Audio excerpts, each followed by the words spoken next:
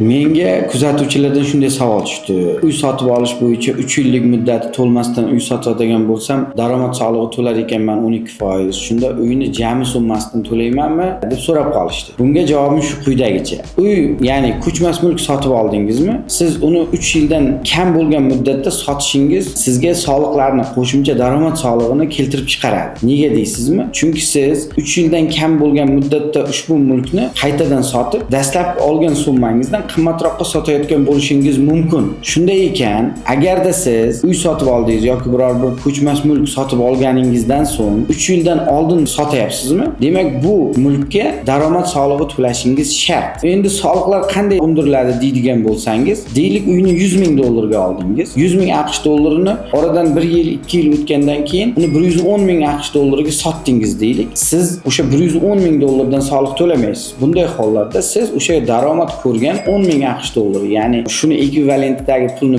bugungi kunda 120 million so'm deb hisoblaydigan bo'lsak, ya'ni ustida qilgan 10 ming AQSh dollariga teng ekvivalentdagi, ya'ni 120 million so'mga siz daromad solig'i to'laysiz. Ya'ni yuqorida qimmat sotgan 10 ming AQSh dollari, ya'ni 120 million so'mni 12% miqdorda soliq to'laysiz. Buning huquqiy asosi qayerda deydigan bo'lsangiz, O'zbekiston Respublikasi Soliq kodeksining 378-moddasi 7-bandida ko'rsatib o'tilgan.